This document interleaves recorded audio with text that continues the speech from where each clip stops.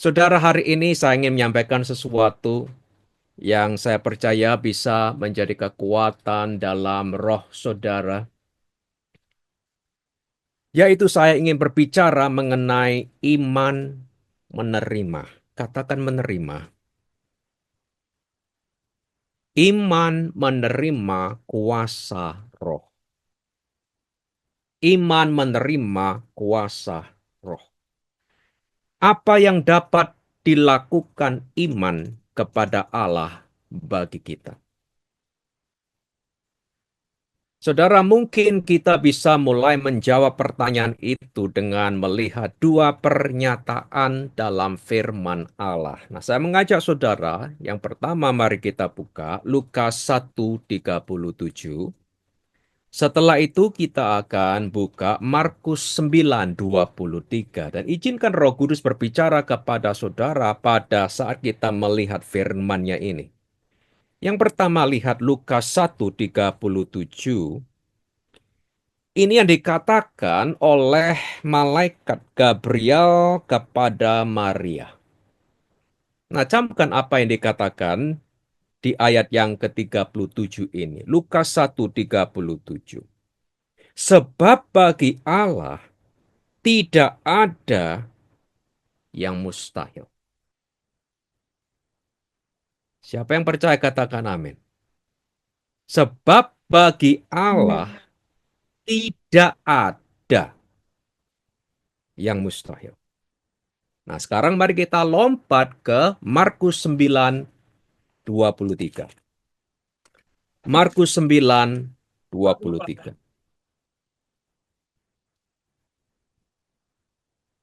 Nah, perhatikan apa yang dikatakan Yesus kepada ayah ini yang anaknya diganggu atau kesurupan roh jahat. Perhatikan ayat yang ke-23 di sana. Yesus mengatakan di sana, jawab Yesus, katamu jika engkau dapat. Perhatikan, tidak ada yang mustahil. Bagi siapa?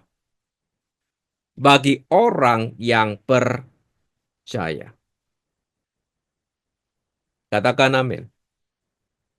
Saudara, perhatikan di sini di Lukas 1:37 dan Markus 9:23, kita bisa menemukan frasa yang sama, yaitu frasa tidak ada yang mustahil. Betul apa tidak?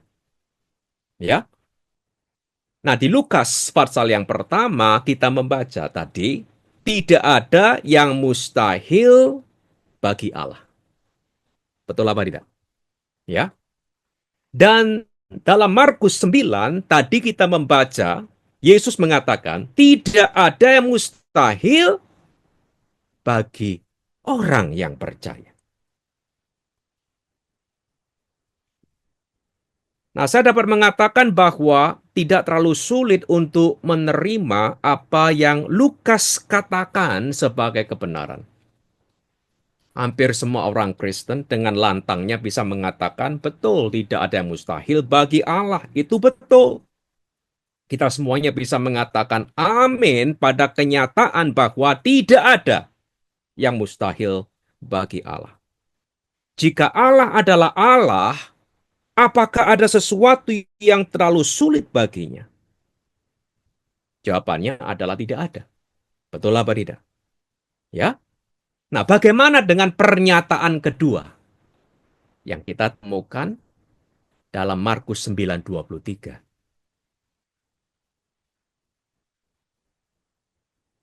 Dalam Markus 9:23 dikatakan tidak ada yang mustahil bagi siapa? Orang yang percaya. Firman Allah yang mengatakan Lukas 1:37 juga adalah firman yang mengatakan Markus 9:23. Artinya jika Lukas 1:37 itu benar, maka Markus 9:23 juga benar. Haleluya.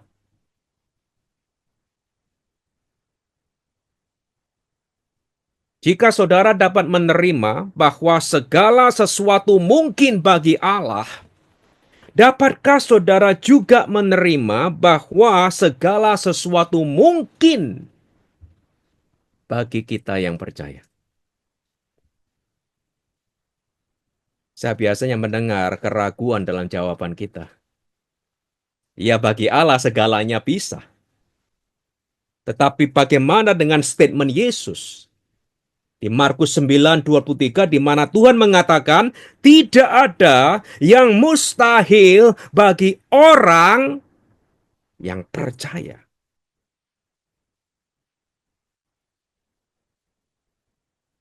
Saudara, kita melihat di ayat-ayat ini bahwa, nah tolong dengarkan ini saudara. Ini akan menolong saudara sekali. Kita melihat di ayat-ayat ini, Lukas 1:37, Markus 9:23, bahwa hal-hal yang mungkin bagi Allah juga mungkin bagi kita. Haleluya. Ketika kita percaya kepadanya. Haleluya. Amin. Ketika kita percaya kepadanya. Iman itu adalah saluran yang membuat kemungkinan Allah tersedia bagi kita.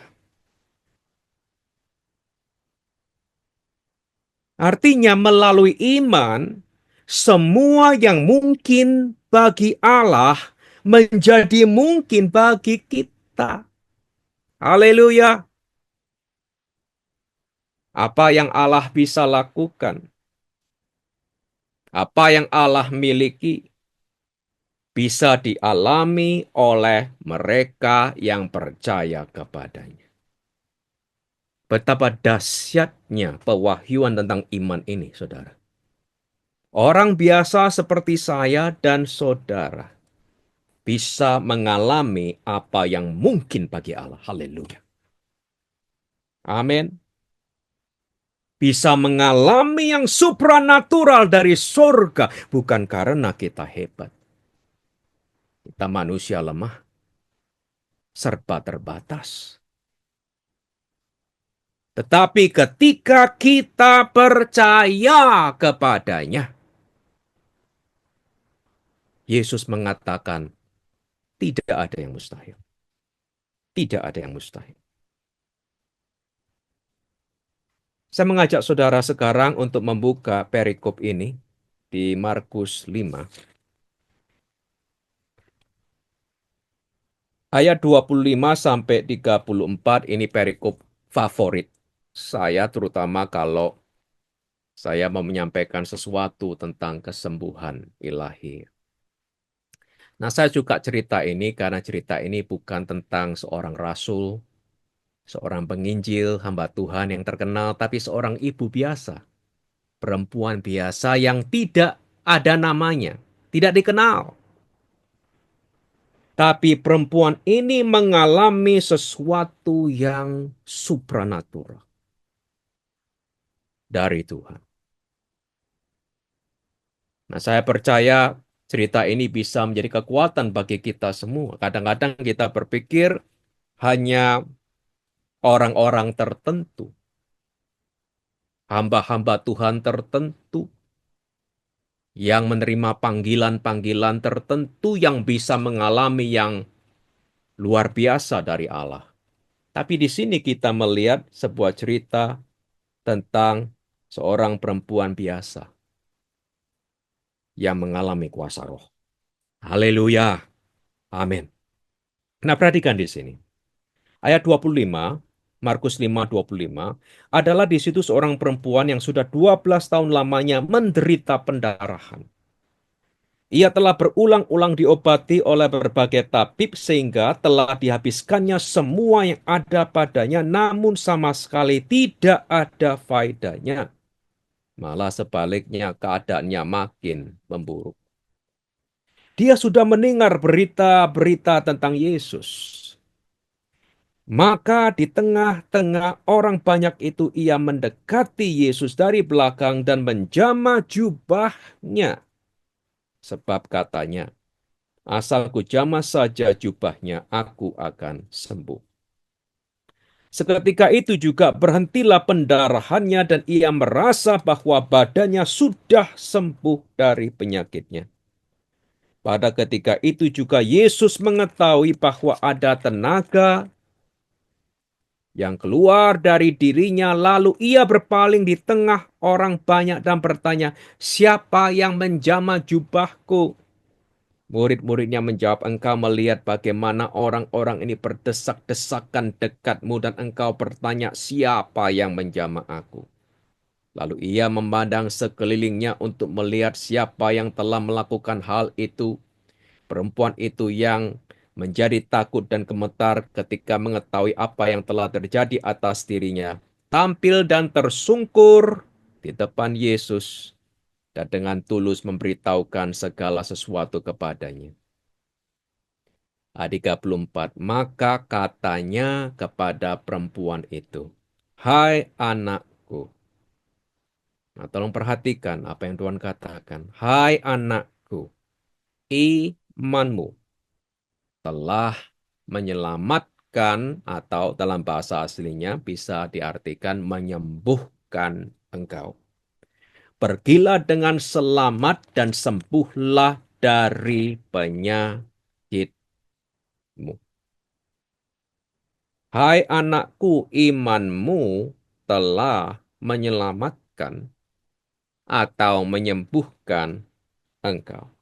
Saudara, di sini kita dapat melihat potensi iman kita kepada Allah. Iman kepada Allah membuat perbedaan. Haleluya. Tidak ada bedanya, Pak Andrew. Ada bedanya. Yang membedakan itu adalah iman kita kepada Allah. Iman kepada Allah membuat perbedaan. Nah, saya ingin saudara melihat ayat 34 lagi di sana. Kata Yesus kepada perempuan itu, "Hai anakku, imanmu telah menyelamatkan, telah membebaskan, telah menyembuhkan engkau. Pergilah dengan selamat, sembuhlah dari penyakitmu." Nah, perhatikan di sini, jika iman perempuan ini dapat membuatnya sembuh, iman kita dapat membuat kita sembuh. Haleluya. Jika imannya dapat memulihkan kesehatannya, 12 tahun menderita, saudara. Jika imannya dapat memulihkan kesehatannya sepenuhnya, iman saudara, iman saya dapat memulihkan kesehatan kita sepenuhnya. Jika imannya dapat membebaskannya dari 12 tahun penderitaan, sudah mencoba berobat ke berbagai dokter, keadaan tidak membaik malah memburuk. Jika imannya dapat membebaskannya dari 12 tahun penderitaan, itu berarti iman saudara dapat membebaskan saudara juga, haleluya, dari penderitaan yang bertahun-tahun lamanya. Jika imannya dapat merubah hidupnya, imanmu dapat melakukan hal yang sama, haleluya. Amin. Iman kepada Allah membuat perbedaan.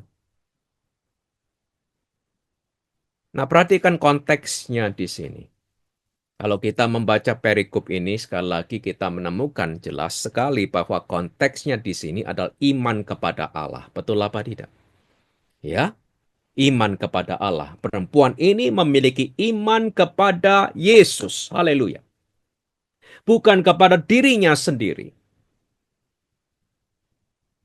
Kita membaca di teks ini bahwa perempuan ini datang untuk mencari Yesus setelah dia mendengar berita-berita tentang dia.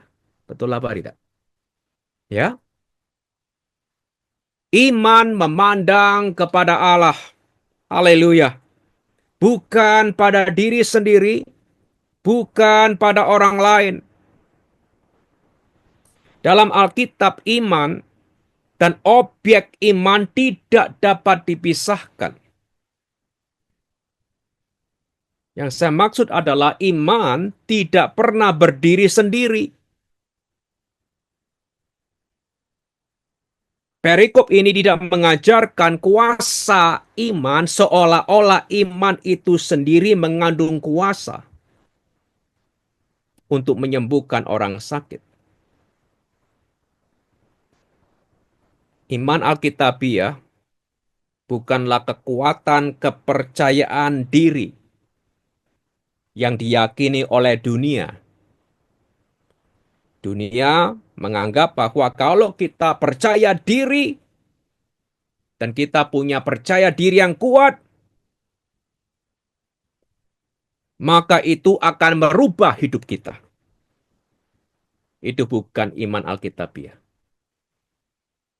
Iman Alkitabiah bukanlah kekuatan berpikir positif, atau yang disebut dalam bahasa Inggrisnya positive thinking. Suatu konsep yang memuliakan pikiran manusia sedemikian rupa sehingga pikiran adalah satu-satunya faktor penentu jenis kehidupan yang kita inginkan. Iman Alkitabiah juga bukan penggunaan kemauan kita untuk mengatasi tantangan hidup. Willpower. Iman Alkitabiah itu bukan willpower. Bukanlah penggunaan kemauan untuk mengatasi tantangan hidup. Iman dalam Alkitab selalu memiliki satu sasaran yang jauh lebih besar dari kita. Haleluya. Apa itu sasarannya, Pak Andrew? Sasarannya adalah Allah dan firman-Nya. Haleluya. Allah dan firman-Nya. Jadi iman kita bukan pada iman kita. Iman kita bukan pada diri kita sendiri. Iman kita bukan pada orang lain. Iman kita ada pada Allah dan firman-Nya. Haleluya.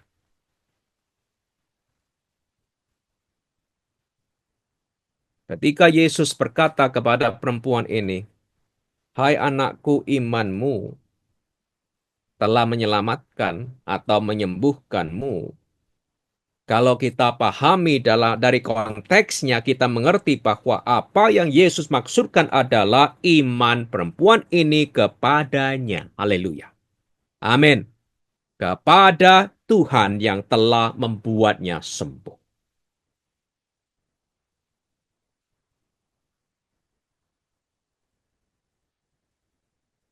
Saudara, di perikop ini, kita bisa menemukan juga satu kebenaran di mana kuasa Roh Kudus itu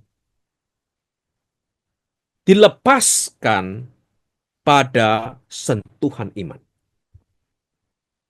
Amin. Kuasa Roh Kudus dilepaskan pada sentuhan iman.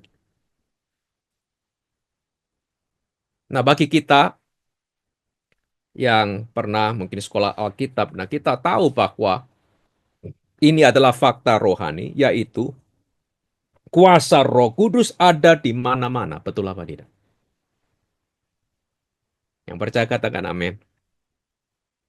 Kuasa Roh Kudus ada di mana? Ada di mana-mana. Amin. Kuasa Roh Kudus ada di mana-mana, tetapi mujizat tidak ada di mana-mana.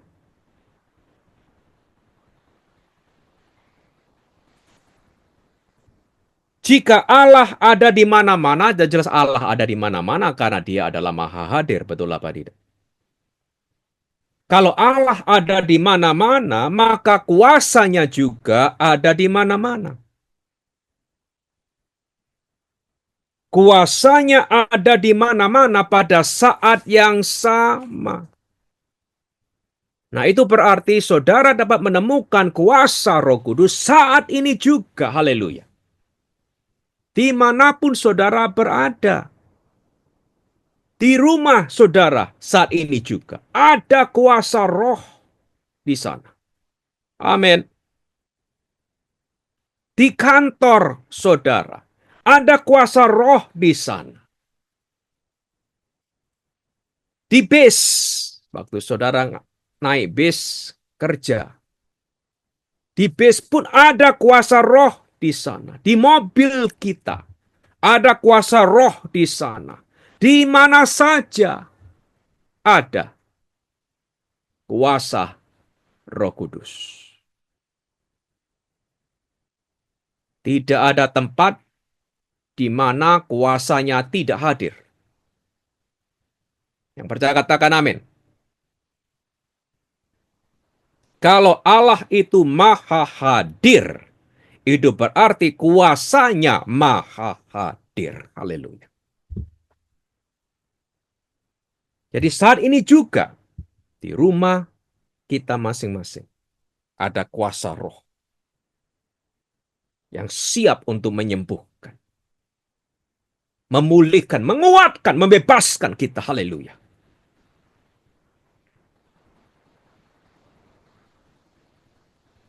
Nah, jika itu benar, lalu mengapa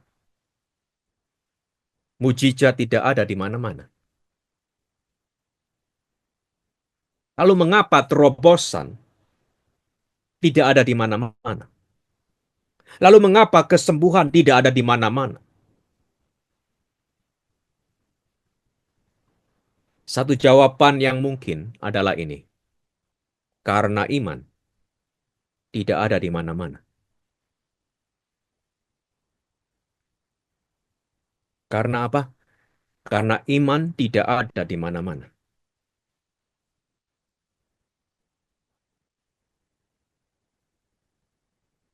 Perhatikan lagi apa yang Yesus katakan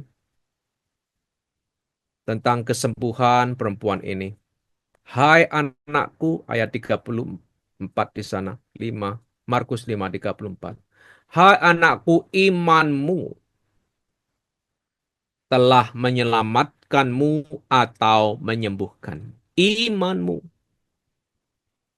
Tuhan tidak mengatakan kuasaku telah menyembuhkanmu. Tentu saja kuasanya terlibat dalam kesembuhan perempuan ini. Nah, sekarang mari kita lihat ayat yang ke-30 di sana. Markus 5:30. Di sini kita melihat bahwa kuasa yang ada ini mengalir. Amin. Mengalir keluar dari Yesus dan masuk ke tubuh perempuan ini. Lihat ayat yang ke-30 di sana. Dikatakan di sana, pada ketika itu juga Yesus mengetahui bahwa ada tenaga keluar dari dirinya. Lalu ia berpaling di tengah orang banyak dan bertanya, siapa yang menjamah jubahku? Nah, perhatikan sekali lagi di sini. Pada ketika itu juga. Kapan terjadi itu? Lihat ayat sebelumnya, ayat 29. Dikatakan di sana, seketika itu juga berhentilah pendarahannya dan ia merasa bahwa badannya sudah sembuh dari penyakitnya. Dan kita telusuri lagi ke ayat sebelumnya 28. Perempuan ini menjamah jubah Yesus. Maka dari itu, ketika perempuan ini menjamah jubahnya Yesus, pada ketika itu juga Yesus mengetahui bahwa ada tenaga. Nah, kata tenaga, kalau kita membuka kamus Alkitab, Dalam bahasa aslinya mengandung arti dalam perjanjian baru kuasa mujizat Roh Kudus. Pada ketika itu juga, pada saat perempuan ini menjamak jubahnya, Yesus mengetahui bahwa ada tenaga, ada kuasa mujizat Roh Kudus keluar dari dirinya, masuk ke tubuh perempuan ini.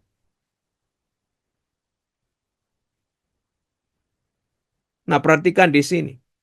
Kuasa itu mengalir keluar dari Yesus ke dalam tubuh perempuan ini karena apa?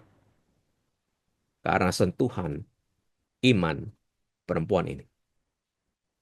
Haleluya. Karena apa?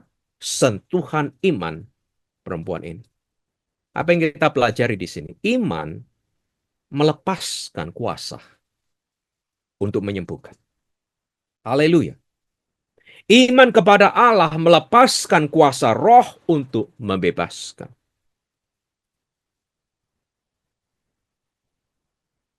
Jadi pertanyaannya bukan apakah kita sudah ada kuasa. Kuasa sudah ada di mana-mana, saudara. Bahkan kalau kita adalah anak-anak Allah, orang-orang Kristen yang sudah lahir baru, Alkitab mengatakan kita sudah didiami oleh Roh Kudus sendiri. Haleluya. Jadi orang Kristen sebenarnya tidak pernah kekurangan kuasa. Amin. Karena kita sudah didiami sumber kuasa. Roh Kudus sendiri. Tapi perhatikan di sini, kuasa itu mengalir keluar dari Yesus ke dalam tubuh perempuan ini karena sentuhan imannya. Hubungan antara iman dan kuasa dapat disamakan dengan saklar listrik dan tenaga listrik. Nah, saudara dan saya tahu bahwa di rumah kita masing-masing ada tenaga listrik. Betul apa tidak? Maka dari saudara bisa mengikuti acara ini ya. Karena di rumah kita masing-masing ada tenaga listrik yang siap untuk memberkati kita. Ada tenaga listrik di rumah kita masing-masing yang siap untuk menerangi rumah kita. Untuk memanaskan sistem pemanas air di kamar mandi kita. Ada tenaga listrik yang bisa dipakai untuk memasak makanan kita di microwave bagi kita yang pakai microwave. Ada tenaga listrik yang bisa kita manfaatkan untuk mengoperasi TV kita, komputer kita, menyalakan kipas angin kita, AC kita di kamar kita. Artinya apa? Tenaga listrik sudah ada di rumah kita, betul apa tidak? Siap memberkati kita. Tenaga listrik sudah disuplai ke rumah kita masing-masing melalui kabel listrik dari PLN. Betul apa tidak? Ya. Tetapi jika kita tidak menyalakan saklar, jika kita tidak peduli dengan saklar, kita tidak akan pernah memanfaatkan tenaga listrik yang sudah ada. Saudara tidak akan bisa menikmati terang lampu di malam hari. Tidak akan bisa memasak makanan di microwave. Tidak akan bisa merebus air di kettle elektrik, menonton TV, mendinginkan kamar kita dengan kipas angin, dengan AC. Tidak bisa kalau kita tidak menyalakan saklar. Dan saudara tidak bisa menyalakan PLN, betul apa tidak? Kenapa saya hidup dalam kegelapan, sementara tetangga saya memiliki cahaya di rumah mereka? Tidak adil, Pak. Kenapa di sini nggak ada listrik? Padahal sudah ada listriknya. Cuma kita belum menyalakan saklarnya. Betul apa tidak? Kenapa rumahku peteng gelap, rumah tetangga terang sekali? Tidak adil. Alasannya adalah saudara tidak menyalakan saklar lampu saudara.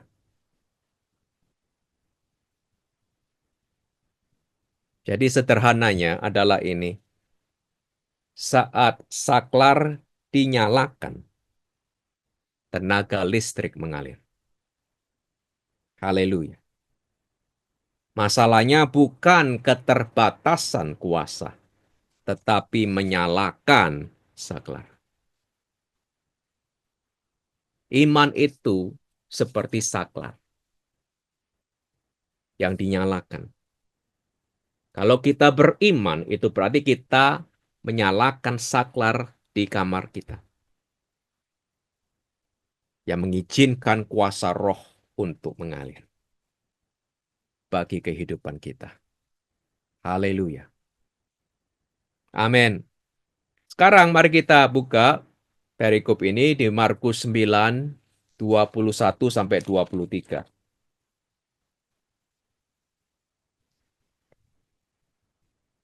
Markus 9, 21 sampai 23. Sekali lagi ini berbicara tentang seorang ayah yang putranya kerasukan roh jahat dan dia mengharapkan Yesus melakukan sesuatu untuk putranya. Nah, perhatikan ayat 21. Lalu Yesus bertanya kepada ayah anak itu, "Sudah berapa lama ia mengalami ini?" Jawabnya, "Sejak masa kecilnya." 22. Dan seringkali roh itu menyeretnya ke dalam api ataupun ke dalam air untuk membinasakannya.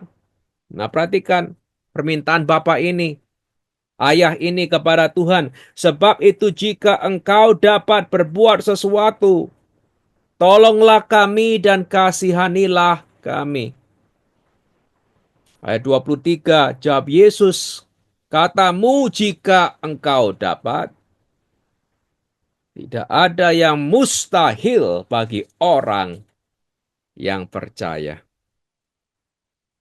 Jadi ayah ini mengatakan kepada Tuhan, jika engkau dapat berbuat sesuatu, tolonglah kami dan kasihanilah kami. Perhatikan bagaimana Yesus menjawabnya. Katamu jika engkau dapat. Tidak ada yang mustahil bagi orang yang percaya. Ayah ini berseru kepada Yesus, tolong lakukan sesuatu. Anakku menderita, tolong lakukan sesuatu.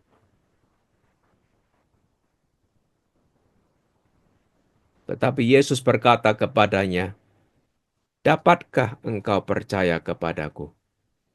Melakukan ini untukmu. Haleluya.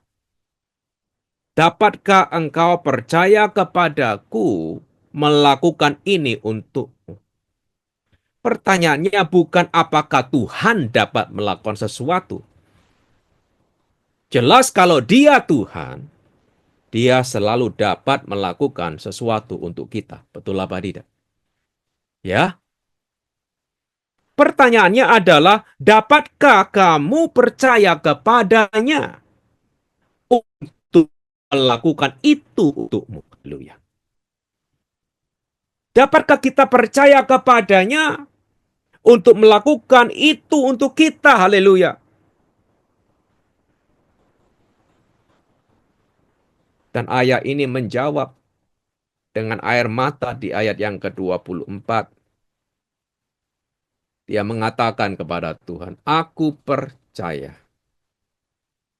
Tolonglah aku yang tidak percaya ini. Saudara, ini pernyataan yang luar biasa. Aku percaya, tolonglah aku yang tidak percaya ini. Pernyataan ini sekaligus merupakan pernyataan iman dan pengakuan yang rendah hati bahwa imannya jauh dari sempurna. Saya mau tanya di sini, siapa yang memiliki iman yang sempurna di sini? Angkat tangan. Iman yang sempurna luar biasa. Saya mau katakan ini ya, belum ada orang Kristen manapun yang memiliki iman yang sempurna. Kita semua memiliki iman yang bertumbuh. Amin. Belum ada orang Kristen dimanapun. Di Indonesia, di Singapura, di Amerika, dimanapun. Gak ada orang Kristen yang memiliki iman yang sempurna. Tidak ada. Ayat ini mengatakan kepada Tuhan, aku percaya, tolonglah aku yang tidak percaya ini. Pernyataan ini sekaligus merupakan pernyataan iman dan juga pengakuan yang rendah hati bahwa imannya jauh dari sempurna. Saudara kita semua dapat mengidentifikasi diri dengan ayah ini. Betul apa tidak? Dari waktu ke waktu. Seringkali kita dalam hati kita, ya Tuhan aku percaya, tapi tolong akulah. Imanku belum sempurna. Pernah mengalami itu? Jelas. Karena kita manusia, saudara. Ya, ya aku percaya, tapi di saat yang sama di hati kita, oh Tuhan, tolong aku. Yang kurang percaya ini, yang tidak percaya ini. Kita semua dapat mengidentifikasi diri dengan ayah ini dari waktu ke waktu. Tidak ada manusia yang pernah mencapai iman yang sempurna kepada Allah. Sama seperti tidak ada manusia yang dapat mengeklaim memiliki kasih yang sempurna kepada Allah dan sesama. Hal yang paling penting adalah kita semua bertumbuh. Amin. Kita semua bertumbuh dalam iman. Nah, perhatikan ini. Perhatikan cerita ini ya. Perhatikan bahwa di sini Yesus meresponi. Katakan meresponi. Yesus apa? Meresponi iman orang yang tidak sempurna ini. Di sini kita bisa belajar sesuatu, saudara. Di sini Yesus meresponi iman orang yang tidak sempurna ini. Saya mau katakan ini kepada saudara, untuk memberikan semangat kepada saudara ya. Allah tidak mencari iman yang sempurna dalam anak-anaknya sebelum dia meresponi mereka. Haleluya. Jika dia mencari kesempurnaan dalam iman kita, maka tidak akan ada doa yang dijawab di bumi. Betul apa tidak? Karena kita manusia belum sempurna. Kita akan disempurnakan nanti pada waktu kita bertemu Tuhan. Tapi saat ini tidak ada manusia yang sempurna. Tidak ada iman yang sempurna. Jika Allah mencari kesempurnaan dalam iman kita, maka tidak akan ada doa yang dijawab di bumi. Saya mau katakan ini kepada saudara. Allah menjawab iman yang bertumbuh. Allah menjawab iman yang mau bertumbuh. Apa yang kita pelajari hari ini? Iman. Menerima kuasa roh. Saat ini juga dimanapun saudara berada, saudara bisa menerima kuasa roh. Saat ini juga. Yang mampu merubah situasi saudara. Haleluya. Seperti yang dialami oleh perempuan ini. Markus pasal yang kelima. Seperti yang dialami oleh ayah ini. Markus pasal yang ke-9. Jadi hari ini saya mengajak saudara untuk memandang kepada Allah. Amin.